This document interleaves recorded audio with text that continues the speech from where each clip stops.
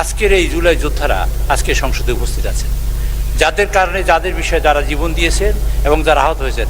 আপনার ডান পাশে, আপনার বাম পাশে আপনি তাকিয়ে দেখবেন, সেখানে আজকে জুলাই যোদ্ধারা সেখানে সবাই এখানে উপস্থিত আছেন। সবাই আমরা তাদের অভিনন্দন জানাতে চাই।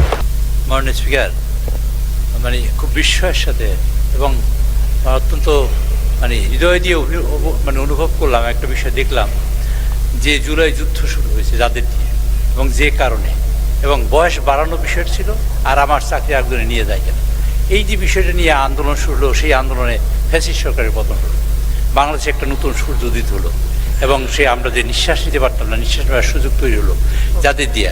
আজকের এই সংসদে দাঁড়িয়ে সেই বিলটা পাশ করার সময় মাননীয় বিরোধী দলের নেতৃবৃন্দ কেন হা বললেন না বুঝতে পারলাম না। হা বলা উচিত ছিল।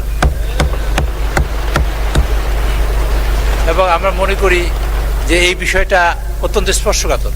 সকলের দিন আজকের মাননীয় স্পিকার, আপনার মাধ্যমে বলতে চাই, না বলে নাই কিন্তু মাননীয় স্পিকার, একটা বিষয় আছে যে আজকের এই সংসদে আমি আপনাকে আপনার দৃষ্টি আকর্ষণ করছি এবং মাননীয় সদস্যবৃন্দের দৃষ্টি আকর্ষণ করছি।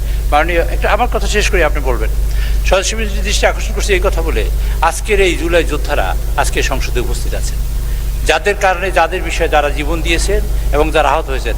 আপনার ডান পাশে, আপনার বাম পাশে আপনি তাকিয়ে দেখবেন, সেখানে আজকে জুলাই যোদ্ধারা সেখানে সবাই এখানে উপস্থিত আছেন। সবাই আমরা তাদের অভিনন্দন জানাতে চাই, যাদের আত্মত্যাগ